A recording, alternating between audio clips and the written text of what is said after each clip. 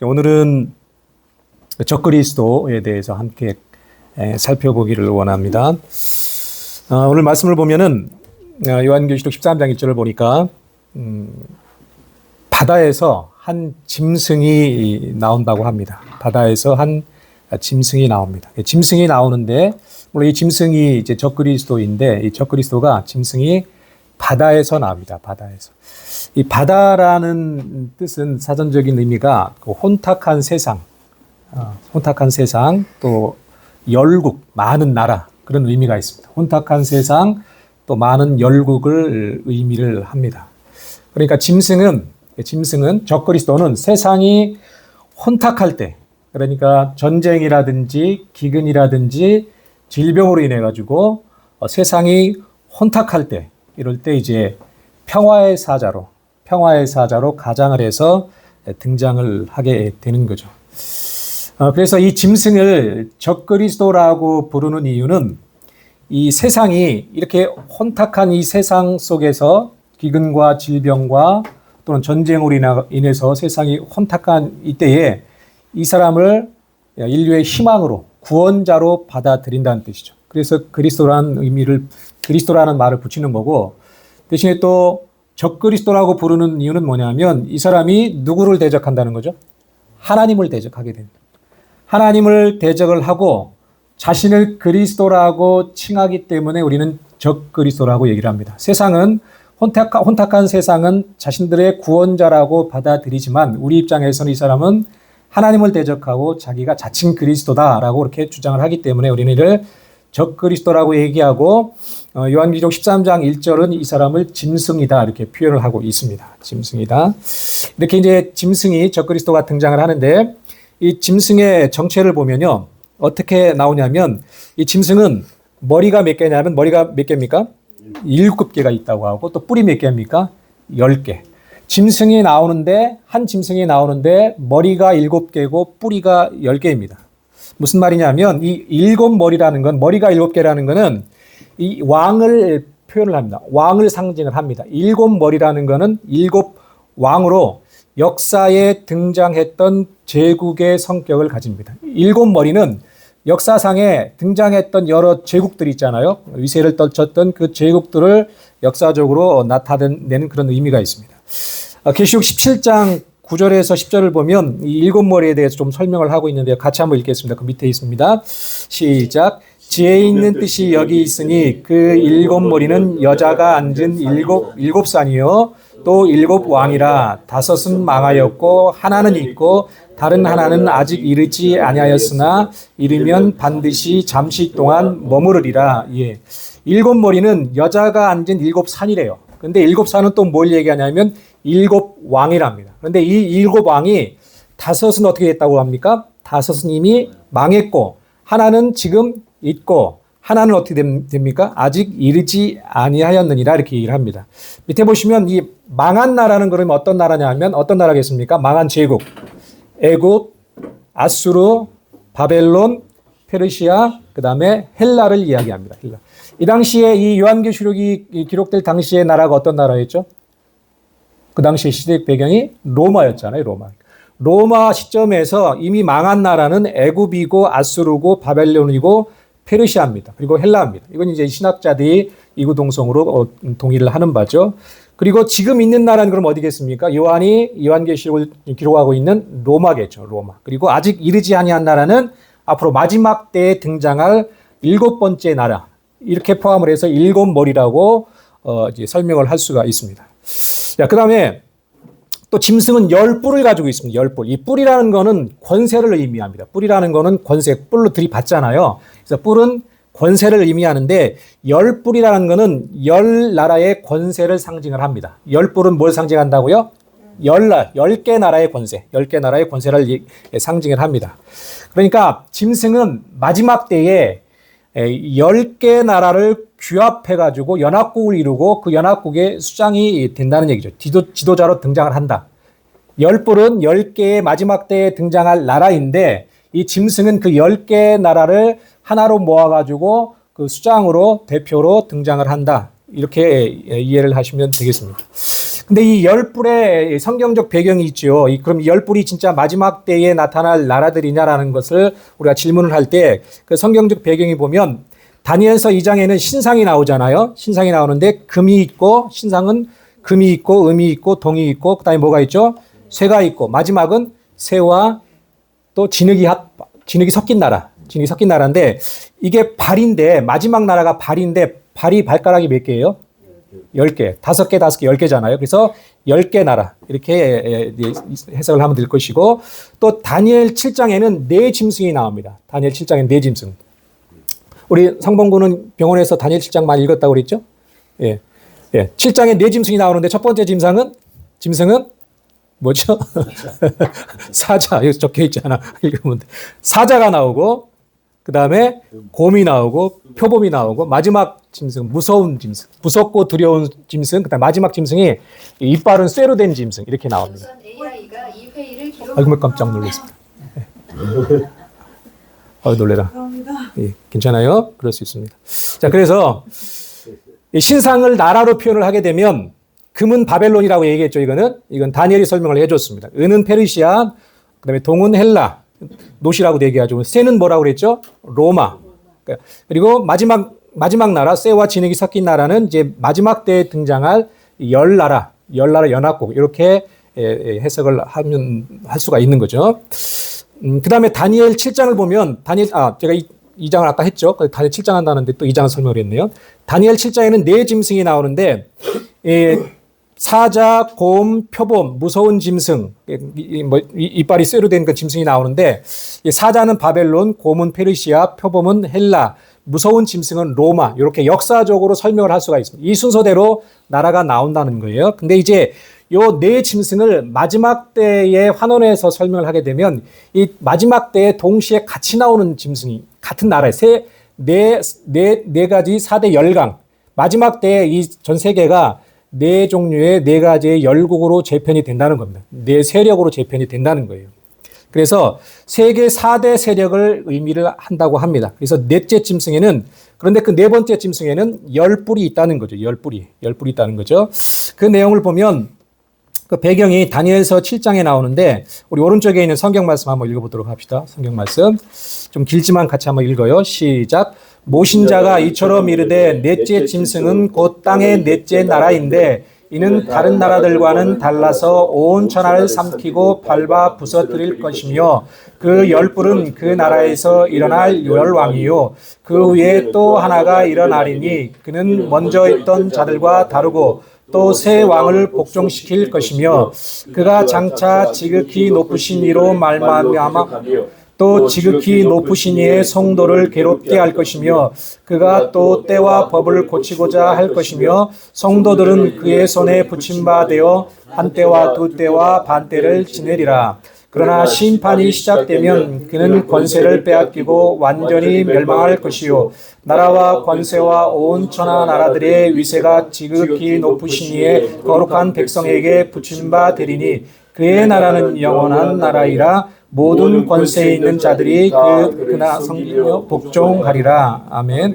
예, 그의 나라는 영원한 나라이라고 말씀하는데 이 그의 나라는 그럼 어떤 나라일까요? 마지막에 나오는 나라는 천년왕국을 얘기합니다. 천년왕국을 얘기하는데 이 천년왕국 때 마지막 때에 대해서 다니엘서 7장에서 지금 얘기를 하고 있는 건데 그때 네 짐승이 나오는데 그 네 번째 짐승에 열뿔이 있다는 겁니다. 열뿔. 그러니까 네 번째 짐승에 열뿔이 있다는 얘기고 그 열뿔을 하나로 모아가지고 한 왕이 등장하는데 그게 누구라는 거예요? 짐승이라는 거예요. 짐승. 그러니까 좀 더 자세히 보면 10개의 나라가 있는데 그 중에 이 짐승이 나타나가지고 3개의 나라를, 열뿔 중에서 작은 뿔이 나타나가지고 새 뿔을 갖다가 뿌리채 없애버립니다. 그럼 몇 개가 돼요? 7개 나라가 되잖아요. 그래서 그 7개 나라를 다 모아서 자기가 8번째 왕이 된다라고 얘기를 합니다. 요한계시록 10장에 그런 얘기가 나와요. 그러니까 10개의 나라를 모아서 연합국으로 해서 자기가 거기에 수장이 되는 거죠. 이게 이제 마지막 때에 있을 이 짐승의 모습이라는 거죠. 이해가 되십니까? 그러니까 요약하면 이 마지막 때에 10개 나라, 어떤 분이 이게 10개라고 얘기도 하고 그냥 상징적으로 10개라고도 얘기를 합니다. 또 더 될 수도 있다라고도 얘기를 하고 어찌됐든지 간에 10개의 나라를 갖다가 모아서 그 10개 나라 중에서 이 적그리스도가 나타납니다. 적그리스도가 나타나가지고 이 10개의 나라를 모아가지고 그 세력을 모아서 그 권세를 10개 나라가 이 적그리스도에게 줍니다. 그래서 10개의 나라를 제압하고 다스리는 권세가 적그리스도에게 있는 거죠. 그래서 이 적그리스도가 그 10개의 나라를 배경으로 해서 온 세상을 갖다가 지배하게 되는 거죠. 이 마지막 때에 4개 4대 세력이 있다는 거예요. 4대 세력. 뭐죠? 뭐 사자, 표범, 곰, 그다음 넷째 짐승이 있는데 이 넷째 짐승 속에 적그리스도가 나타나서 나머지 짐승을 갖다가 평정을 한다는 그런 말씀의 의미가 되는 겁니다. 반면에 이제 무천년주의자들은 뭐라고 얘기했냐면 이 짐승을 갖다가 뭐라고 얘기했냐면 네로 황제라고 얘기를 합니다. 네로 황제. 네로 황제가 짐승이다라고 얘기를 하고 이 네로 황제를 대표적 모델로 하는 로마 제국의 황제를 이 짐승이다 이렇게 얘기를 합니다. 여러분들 게마트리아라고 들어봤습니까? 게마트리아?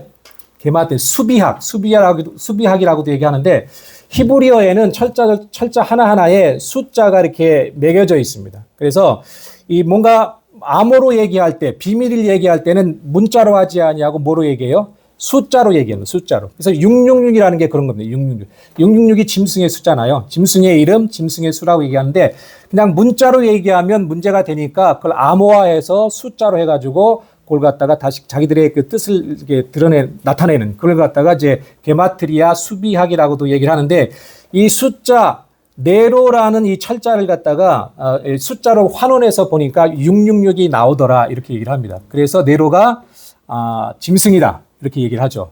근데 여기에도 많은 이제 오늘은 뭐 시간 관계상 자세히 할 수가 없으나 맹점이 있습니다.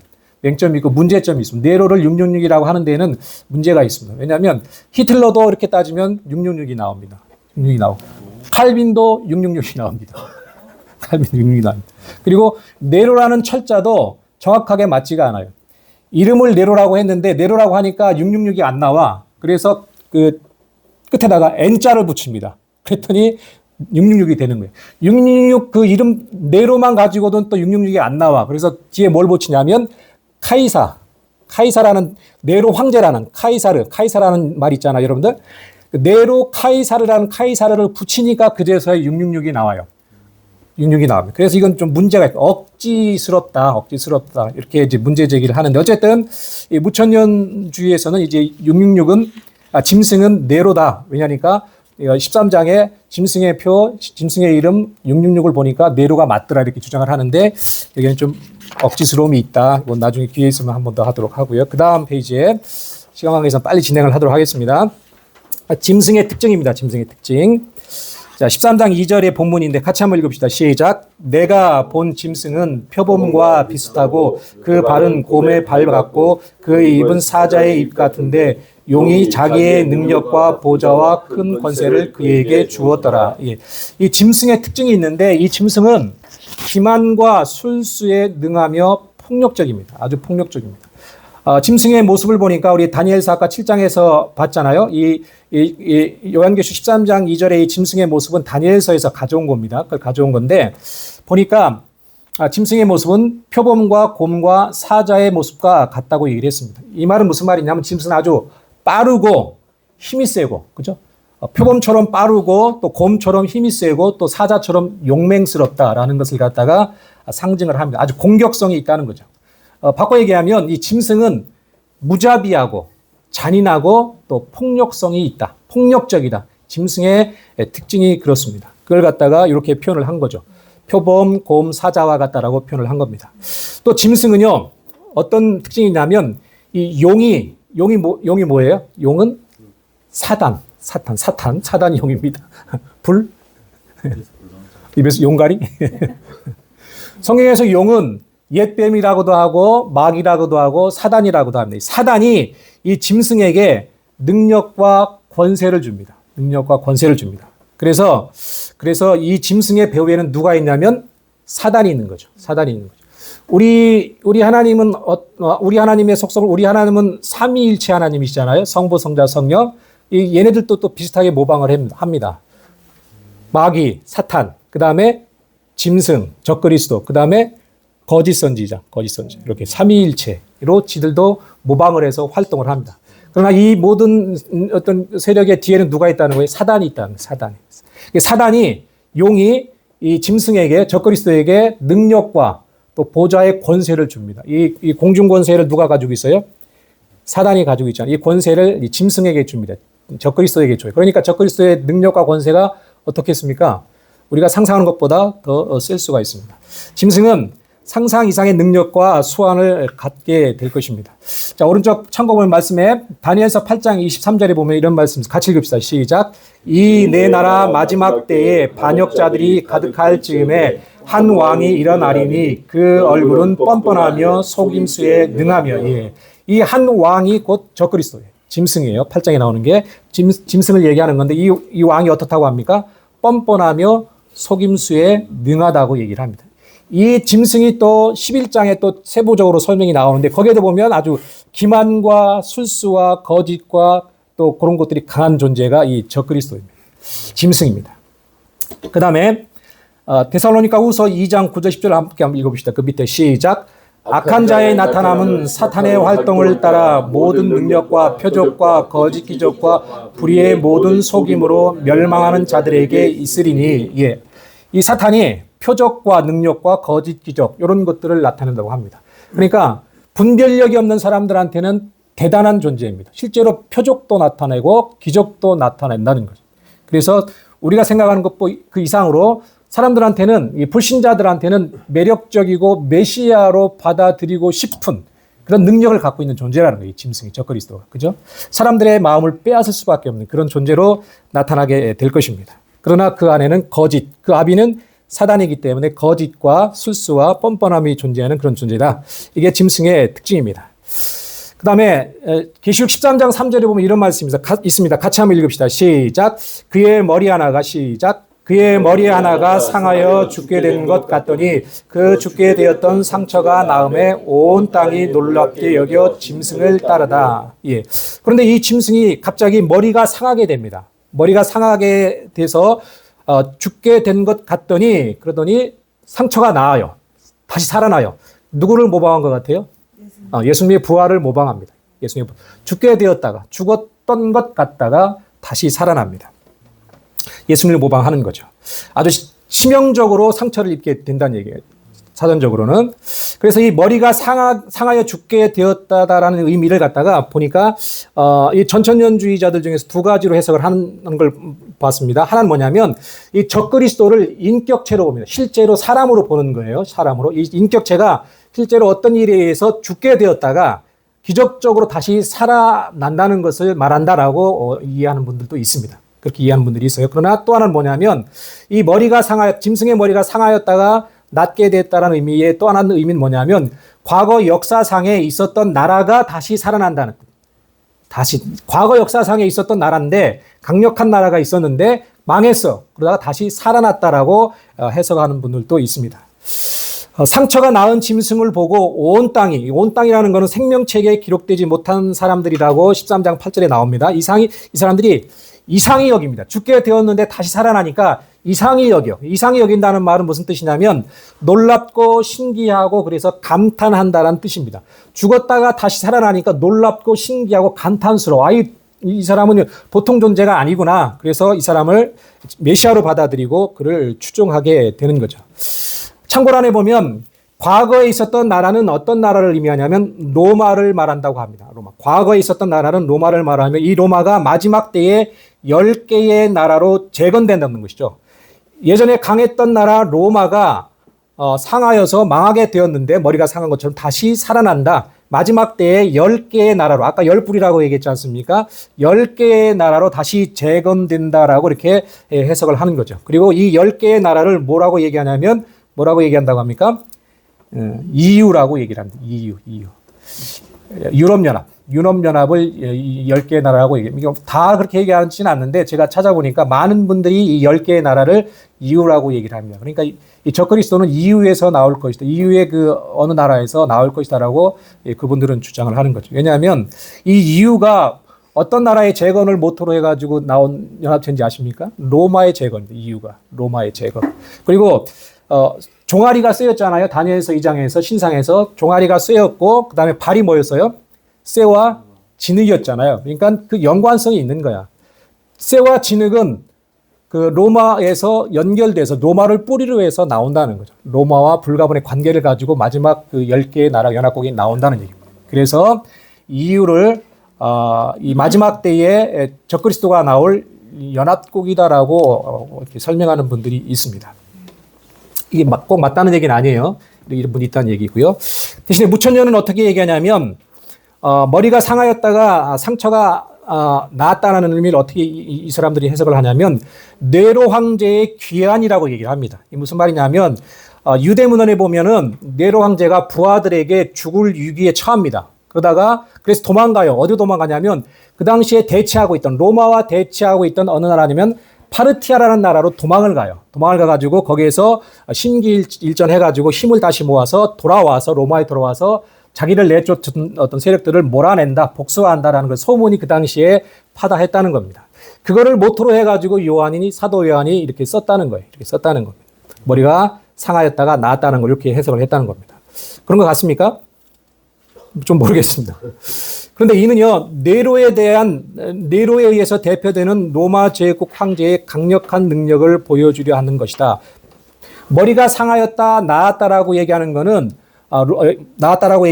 로마 제국을 이 사람들은 생각하는 거니까 무천년주의자들은 로마 제국의 힘이 그만큼 강력하다라는 것을 보여주기 위해서 이렇게 표현을 했다. 머리가 상처를 받았다가 나았다라고 표현을 했다. 이렇게 해석을 합니다. 어때요? 맞는 것 같습니까? 저는 잘 모르겠는데. 여러분들이 잘 분별해서 제 설명이 지금 다가 아니에요. 보면은 제가 설명하는 거 외에도 많은 설명들이 있으니까 여러분들이 직접 찾아서 비교 분석해서 여러분들이 이게 하나님 말씀인 것 같다라고 이렇게 선택을 하시면 될 것 같은데 어쨌든 저는 제가 맞는 것 같은 얘기를 하는 겁니다. 제가 가지고 있는 어떤 지식, 성경 지식과 관점 하에서 이제 설명을 하고 있는 거고요. 자, 그다음에 짐승이 어떤 활동을 하냐면 요한계시록 13장 6절 8절에서 이렇게 말씀합니다. 같이 한번 읽읍시다. 시작.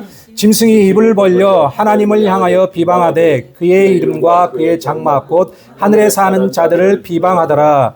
또 권세를 받아 성도들과 싸워 이기게 되고 각 족속과 백성과 방언과 나라를 다스리는 권세를 받으니 죽임을 당한 어린 양의 생명책에 창세 이후로 이름이 기록되지 못하고 이 땅에 사는 자들은 그 짐승에게 경배하리라. 예. 이게 짐승의 활동인데 적그리스도 활동인데 적그리스도는 하나님을 비방합니다. 그리고 성도들을 비방을 합니다. 그리고 성도들과 싸워서 이기게 되고 온 세상을 다스리게 됩니다. 오른쪽에 보면 다니엘서 7장 21절에 이렇게 말씀하죠. 같이 읽어봅시다. 시작. 내가 본즉 이 뿔이 성도들과 더불어 싸워 그들에게 이겼더니. 예. 계시록 13장 6절 8절에서 성도들을 이긴다고 말씀했잖아요. 근데 다니엘서 7장에 벌써 이렇게 말씀을 해 놓았습니다. 마지막 때에 이 뿔이 적그리스도가 성도들과 더불어 싸워서 그들을 이길 것이다라고 말씀을 해 놓았습니다. 그 다음에 이 땅에 사는 자들이라는 것은 생명책에 기록되지 못한 사람들을 말합니다. 이들로부터 적그리스도는 어떻게 되겠습니까? 경배를 받습니다. 메시아로 하나님으로 추앙을 받는 거죠. 데살로니가후서 2장 3, 4절인데요. 같이 읽읍시다. 시작. 누가 어떻게 하여도 너희가 미혹되지 말라. 먼저 배교하는 일이 있고 저 불법의 사람 곧 멸망의 아들이 나타나기 전에는 그날이 이르지 아니하리니 그는 대적한 자라 신이라고 불리는 모든 것과 숭배함을 받는 것에 대항하여 그 위에 자기를 높이고 하나님의 성전에 앉아 자기를 하나님이라고 내세우느니라. 예. 바울이 마지막 때에 대해서 지금 그리고 있는 내용인데 맨 처음에 뭐가 있다고 얘기합니까? 배교가 있다고 얘기를 하죠. 지금 때가 어때요? 우리 지금 보니까 어떻습니까? 배교의 때죠. 그죠? 얼마 전에도 무슨 또 사건이 있었더라고요. 부활절 날 또 아주 그거 제가 보고서 아주 막 치밀어 올랐는데 뭔지 얘기하기 좀 그렇고 예, 치밀어 올랐습니다. 근데 제가 뭐 힘이 있습니까? 참아야죠. 어찌됐든지 간에 배교하는 일들이 일어납니다. 배교하는 일들이. 정통 교단들을 또 유명한 목사님들 이런 분들이 배교를 합니다. 그래서 종교 통합 또 종교 다원주의 이런 일이 그렇게 안 일어났으면 바라고 또 저도 나라를 위해서 기도할 때에 우리나라 교회를 위해서 기도할 때 하나님 우리나라는 배도와 배교에 앞장서지 않게 하여 주옵소서. 배교를 하더라도 그게 어떤 추세라면 그냥 뒤따라가는 앞장서지 않도록. 좀 기도가 이상한데 그렇게 기도를 하는데 그런 일은 예정이 되어 있어요, 사실. 배도와 배교가. 어쩔 수가 없어요. 하나님께서, 전능하신 하나님께서 예정을 해 놓으신 겁니다. 그래서 배교하는 일, 배도하는 일들이 일어날 겁니다. 그리고 그게 지금 가속화되고 있는 때이고요. 지금 보면은 우리가 젊었을 때하고 지금 보면 엄청나게 빠른 속도로 이 배도와 배교의 모습들이 보입니다. 우리가 보기에도 그런 것들이 보여요. 이런 배교들이 일어난 다음에 누가 나타난다는 거예요? 불법의 사람. 이 적그리스도가 나타난다는 겁니다. 나타나가지고는 자신을 신이라고 합니다. 하나님을 대적하고 그 위에 자기를 높이고 하나님의 성전에 앉아서 자기를 하나님이라고 내세웁니다.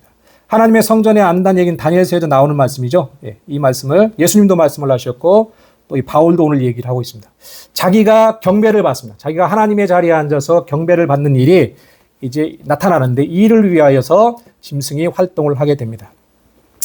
무천년에서는 어떻게 해석을 하냐면 하나님의 장막인 하늘에 사는 자들을 비방을 하는데 비슷한데 단지 뭐가 틀리냐면 하늘에 사는 자들을 이 지상에 사는 우리의 성도들을 얘기하는 게 아니라 장막이라고 그랬잖아요. 천국에 올라가 있는 교회 공동체라고 얘기를 합니다. 무천년에서는 하늘나라에서도 천상에서도 교회가 지금 있다고 얘기해요. 보이지 않는 교회, 거기에 성도들이 있는 거고요. 그 교회를 이 적그리스도가 대적을 한다, 비방을 한다라고 조금은 다르게 해석을 합니다. 그 다음에 땅에 있는 자들, 이 불신자들을 얘기하고 거듭 얘기하지만 생명책에 이름이 기록되지 못한 자들은 이 적그리스도를 경배를 하게 되는 거죠. 경배를 받습니다. 짐승이. 경배를 받기 위해서 거짓과 술수와 또 뻔뻔함을 내세워서 이렇게 작업을 하겠죠. 또 필요한 표적도 기적도 나타낼 것입니다. 이런 일들을 짐승이 하게 되고 땅에 사는 자들은 이 짐승을 경배를 하게 됩니다. 하나님이다, 메시아다 이렇게 외치게 된다는 거죠. 짐승이 그러면 얼마 동안 활동할 것인가? 5절입니다. 5절 같이 읽읍시다. 시작. 또 짐승이 가장되고 짐승 모독을 말하는 힘을 받고 또 42달 동안 일할 권세를 받으니라. 42달은 얼마 기간이에요? 3년 반. 1260일 3년 반 42달 똑같은 말입니다. 그런데 이 짐승이 무저갱에서 올라오는 시점이 있습니다. 이때부터 활동을 한다는 거잖아요. 언제 올라오냐면 두 증인이 11장에서 두 증인이 그 증언의 사역을 마칠 때, 그게 11장 7절인데 같이 한번 읽어봅시다. 시작. 그들이 그 증언을 마칠 때에 무저갱으로부터 올라오는 짐승이 그들과 더불어 전쟁을 일으켜 그들을 이기고 그들을 죽일 터인즉. 이때부터 이 적그리스도의 활동이 시작이 됩니다. 그로부터 얼마 동안요? 42달 동안. 42달 동안 후 3년 반입니다. 후 3년. 그러니까 7년 환란이 시작되면 적그리스도가 그때부터 나타나기 시작을 하죠. 나타나가지고 평화조약을 맺고 전산년 반 동안 있지만 그때도 하나님의 자연적인 재앙과 심판이 있지만 이 적그리스도는 평화를 내세우고 또 평화의 메시아로 사도로 등장을 하게 됩니다. 그런 다음에 3년 반 동안에 누가 활동한다고 그랬죠? 전 3년 반 동안에 두 증인이 활동을 합니다. 두 증인이 활동을 하고 두 증인이 사역을 마칠 때에 무저갱에서 다시 이 짐승이 올라와서 적그리스도, 쉽게 표현하면 적그리스도에게 들어가서 적그리스도가 완전히 돌아버리게 되는 거죠. 그래서 두 증인을 죽이게 되고 이 적그리스도가 포악하게 되고 그때부터 후 3년 반에 본격적인 환란 시대가 오게 되는 거죠. 자기를 그때부터 하나님이라고 얘기하고 성전과 때와 법을 변경한다고 말씀하잖아요. 자기를 하나님이라고 그러고 우상을 세우고 자기를 섬기라고 그렇게 얘기를 하게 된다는 거죠. 그래서 후 3년 반으로 많은 분들이 이야기를 합니다. 자, 다니엘서 9장에 그 내용이 나와 있습니다. 그 기간이 나와 있어요. 7장 25절부터 한번 읽어봅시다. 시작. 그가 장차 지극히 높으신 이로 말모 대적하며 또 지극히 높으신 이의 성도를 괴롭게 할 것이며 그가 또 때와 법을 고치고자 할 것이며 성도들은 그의 손에 붙임바 되어 한 때와 두 때와 반 때를 지내리라. 한 때와 두 때와 반 때 몇 년이죠? 3년 반. 또 때와 법을 바꾼다고 얘기를 하지 않습니까? 본격적으로 적그리스도가 활동하면서 자기가 하나님이라고 얘기하고 때와 법을 바꿔버립니다. 그때부터 3년 반 동안에 이제 적그리스도가 활동을 하게 되죠. 그 다음에 다니엘서 9장 20절에 이렇게 말씀하죠. 있습니다. 시작. 그가 장차 많은 사람들과 더불어 한 일해 동안에 언약을 굳게 맺고 그가 그 일의 절반의 제사와 예물을 금지할 것이며 또 포악하여 가증한 것이 날개를 의지하여 설 것이며 또 이미 정한 종말까지 진노가 황폐하게 하는 자에게 쏟아지리라 하였느니라 하시니라. 예. 다니엘서 7장과 9장이 같은 때를 갖다 얘기를 하는 건데 이때도 역시 그 일의 절반, 한 일에는 몇 년이라고 그랬죠? 한 일에는 7년, 한 7년. 그냥 대답하기 싫어서 안 한 거죠? 몰라서 하는 거 아니죠? 한 일에는 7년, 한 일 7년. 원래 일주일이지만 7년으로 계산을 한다고 얘기했습니다. 근데 그 절반이니까 얼마예요? 3년 반. 그러니까 적그리스도가 활동하는 기간은 본격적으로 성도들을 핍박하고 그럴 때는 3년 반이라는 거죠. 실제적인 환란 기간은 3년 반이 됩니다. 이렇게 짐승이 활동을 합니다. 다 왔습니다. 조금만 참으세요. 자, 그 다음에 짐승의 최후를 봐야 되겠죠. 이 짐승이 결국은 어떻게 됩니까? 최후를 맞이합니다. 어떻게 최후를 맞이하냐면 산채로 불못에 던져집니다. 그 내용이 계시록 19장 20절에 나옵니다. 시작. 짐승이 잡히고 그 앞에서 표적을 행하던 거짓 선지자도 함께 잡혔으니 이는 짐승의 표를 받고 그의 우상에게 경배하던 자들을 표적으로 미혹하던 자라.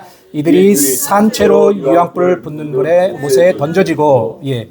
예수님이 재림하셔가지고 이 짐승과 거짓 선지자를 갖다가 산채로 잡아가지고 유황불을 붓는 못에 던져버리십니다. 이 비슷한 내용이, 이 내용을 그림자적으로 말씀한 내용이 다니엘서 7장 11절에 나옵니다. 같이 읽어봅시다. 시작. 그때 내가 작은 뿔이 말하는 큰 목소리로 말미암아 주욕하여 보는 사이에 짐승이 죽임을 당하고 그의 시체가 상한 바 되어 타오르는 불에 던져졌으며, 여기서는 시체라고 얘기했지만 또 앞에서는 산채라고 얘기했지만 그것만 다르고 어찌됐든지 간에 잡혀가지고 불에 던져집니다. 근데 여기서 제가 하나 주목을 해보니까 뭐냐면 작은 뿔은 적그리스도예요. 아까 얘기했죠. 작은 뿔 적그리스도라고. 적그리스도가 큰 목소리로 말을 합니다. 그때에 주목하여 보는 사이에 짐승이 죽임을 당합니다. 그러니까 적그리스도가 말하는 것을 다니엘이 보는 사이에 죽임을 당합니다. 그러니까 그 사이 기간이 어떻다는 얘기죠? 짧다는 게 눈 깜짝할 새. 그러니까 짐승이 활동할 기간은 짧다. 그 기간으로 나타내면 3년 반이다. 3년 반. 그 이상은 되지 않는다. 이렇게 이해를 하시면 되겠습니다. 그래서 그렇다면 이렇게 짐승은 결국은 잡혀가지고 산채로 불못에 던져지게 됩니다. 비참한 최후를 맞이하게 되죠. 이게 예정되어 있습니다. 그래서 우리는 승리한 싸움을 싸운다고 하는 거예요. 승리한 싸움을 싸운다고 하는 겁니다. 그렇다면 궁금한 건 짐승은 누가 될 것인가? 누가 짐승인가? 이 마지막 때에. 짐승은 옛날에도 있었습니다. 적그리스도의 영은 옛날부터 활동을 했었습니다. 옛날부터. 예를 들면은 누가 있습니까? 기원전 167년에 이스라엘을 갖다가 완전히 초토화시켰던 안티오쿠스 에피파네스, 안티오쿠스 4세. 이 사람을 갖다가 적그리스도의 그림자로 봅니다. 그 이후에도 여러 적그리스도의 영이 있습니다. 초대교회에도 이미 적그리스도라고 부르는 일들이 성경에 보면 나옵니다. 적그리스도의 영은 예전에도 있었고, 초대교회에도 있었고, 지금도 있었고, 그런다 앞으로도 있을 것입니다. 근데 앞으로 나올 적그리스도는 아주 강력하고, 그 전에 이렇게 표현됐던 모든 적그리스도의 실체가 되는 거죠. 전에 있었던 적그리스도를 그림자라고 한다면 그 실체가 되는데, 그 실체가 누구인가 보니까 많은 분들이 교황이라고 얘기를 합니다. 교황이라고. 누가 얘기했냐면 칼빈이 그렇게 얘기했습니다. 칼빈 외에 종교개혁자들이 교황이라고 얘기했습니다. 이 종교개혁 시대에는 강력하게 이 하나님을 대적하는 자가 누구였냐면 교황이었잖아요. 종교개혁자들 관점에서 봤을 때. 그래서 이 교황을 적그리스도라고 볼 수밖에 없었던 것 같습니다. 그 다음에 로이드 존스 목사님이라고 있습니다. 저기 보면은 로마서 강해서가 있잖아요. 저 책을 갖다가 집필한 분인데 이분도 교황이라고 얘기를 했습니다. 그 다음에 우리 장로교가 신앙고백서로 삼고 있는 웨스트민스터 신앙고백에도 보면 교황을 적그리스도라고 얘기를 합니다. 그다음에 영국 성공회 신앙교회도 교황을 적그리스도라고 얘기를 하고 있고요. 회중교회에서도 교황을 적그리스도라고 얘기하고 있고, 침례교회에서도 그렇게 얘기하고 있고, 감리교회에서도 존 웨슬리 같은 분도 교황을 적그리스도라고 얘기했고, 여기 적지 않았지만 조나단 에드워즈도 교황을 적그리스도라고 얘기를 했습니다. 근데 그때 상황에 따라서 이분들이 그렇게 본 거예요. 그래서 교황이 반드시 적그리스도라고 단언할 수는 없겠죠. 그죠? 우린 조심스럽게 접근을 해야 됩니다. 또 아까 얘기한 것처럼 이후의 수장, 10나라를 갖다가 한 나라로 묶어가지고 거기에 수장이 되는 그게 이제 적그리스도가 되잖아요. 그래서 앞으로 이제 EU가 이제 연합국으로 다시 똘똘 뭉치게 될 텐데, 물론 뭐 쇠와 진흙이 섞이는 것처럼 잘 안 뭉치기도 한다고 성경은 말하지만, 거기에 대표 수장이 나타날 건데, 이 사람이 이제 적그리스도가 될 것이다라고 말씀하시는 분도 있습니다. 우리는 그냥 그런 얘기를 있다는 거예요. 이게 꼭 맞는 건 아니라는 거예요. 이런저런 정황과 설명들을 통해서 이분들이 이렇게 추측을 하는 겁니다. 또 요즘엔 또 누가 적그리스도라고 얘기해요? 트럼프라고 얘기하고. 또 어떤 분은 트럼프 다음에 나오는 대통령이 적그리스도라고 얘기합니다. 그분이 이렇게 설명합니다. 예수님이 오기 전에 누가 있었습니까? 세례 요한이 있죠. 세례 요한. 그러니까 트럼프는 세례 요한과 같은 존재라고 얘기합니다. 유대인들에게는 그런 전승이 있다라고 얘기합니다. 적그리스도가 메시아가 오기 전에 메시아를 예비하는 그 세례 요한 같은 존재가 있는데, 이 트럼프는 그 세례 요한 같은 존재이고, 이걸 갖다 이제 히브리 말로 뭐라고 하는데 제가 지금 잊어먹었습니다. 트럼프는 그런 존재고, 트럼프 다음에 오는 존재가 적그리스도라 이렇게 주장하는 분도 있습니다. 각기 주장을 하는 겁니다. 그러나 누가 맞는지는 우리가 섣불리 이제 예단할 수가 없죠. 이런 의견들이 있고 우리가 참고를 할 뿐입니다. 그러나 시대 상황으로 보나 이런저런 정황으로 보나 마지막 때라는 것을 부인하기가 조금 어렵죠. 그죠? 종교적으로, 정치적으로 상황을 봤을 때, 물론 예전에도 어려웠을 때는 그때가 마지막 때라고 곧 예수님 재림할 거라고 그 사람들 다 믿고 그러긴 했었습니다. 초대교회도 그러긴 했었어요. 근데 지금은 좀 다른 게 있는 것 같아요, 보니까. 성경이 그걸 증명하고 있는 거예요, 성경이. 지금의 징조들이 성경에서 예언하는 것들이 지금 맞아 들어가고 있다는 게 그게 조금 심각한 거죠. 예전에는 그냥 어려우니까 상황이 이러니까 마지막 때다라고 얘기를 했는데, 성경 다니엘서라든지 요한계시록에서 예언해 놓은 말씀들이 지금은 맞아 들어가는 것 같고, 그러니까 이게 조금 이제 위험한 어떤 시대가 아닌가, 마지막 때가 아닌가라는 그런 생각을 갖게 되는 거죠. 자, 그래서 누가 그리스도인지는 면밀하게 관측을 해보고, 만약에 이 적그리스도가 등장하면 드디어 지금 마지막 때가 진행되고 있구나라는 것을 감지하면 될 것이고, 적그리스도가 누구예요라고 하면 우리가 지금 얘기했잖아요. 살펴봤죠. 이런 특징과 정체성을 가지고 있으면 적그리스도로 보는 게 맞지 않을까 그런 생각을 하게 됩니다. 자, 그래서 그럼 우리는 어떻게 할 것이냐? 아까도 얘기한 것처럼 언제 적그리스도가 나타날지는 모르겠습니다. 그 머지않아 곧 나타날 것이라는 어떤 그런 우리 생각은 갖고 있으나, 그때가 오기 전에 이미 적그리스도의 영은 지금도 활동을 하고 있죠. 적그리스도 영은 지금도 활동을 하고 있으니 우리는 하나님을 대적하는 세력들에 대해서, 그 적그리스도 영 안에 있는 자들에 대해서 우리가 또 대적을 해야 될 것이고, 또 그죠? 또 이 교회를 어지럽히고 하나님의 나라가 확장되지 못하도록 하는 데에 하는 그런 세력들에 대해서 우리가 어떻게 대처를 할 것인가 고민을 해봐야 될 때인 것 같습니다. 우리가 지금 우리나라가 어렵잖아요. 참 고민입니다. 우리가 어디까지 해야 될 것이냐, 기도만 해야 될 것이냐, 또 그분들이 단순히 나라만의 문제가 아니라 그게 우리 교회와 하나님 나라와 이게 또 연관이 있어 보이니까 우리 그리스도인들은 어떻게 해야 될 것인가, 그들 안에 적그리스도의 영들이 지금 활동하고 있는 것 같은 것들이 보이는데 우리는 어떻게 해야 될 것인가에 대한 고민들이 있습니다. 제 안에도 있고 여러분들 안에도 있을 것인데, 기도하면서 하나님이 인도해 주시는 대로 살아가기를 바랍니다. 요즘은 뭐냐면 넉넉히 있으면 안 됩니다. 안주하고 있으면 안 되고, 그냥 뭐 오늘 같은 내일이 또 오겠지 하면 그건 아닌 것 같아요. 나태해지지 말자는 얘기입니다. 지금도 적그리스도 영은 활동하고 있고, 우리가 지금 살펴본 대로 어쩌면 머지않아 진짜 실체 인격체인 적그리스도가 나타날 때인데, 우리는 그냥 좀 안일하게 있는 게 아닌가 그런 생각이 드는 거죠. 그죠? 우리의 어떤 출세, 뭐 좋은 직장, 뭐 이런 것들을 우리가 좀 더 관심을 갖고 있는 게 아닌가. 앞으로 내가 몇 년 후에 뭐가 돼서 뭐 할 건가. 뭐 그것도 필요하잖아요. 필요합니다.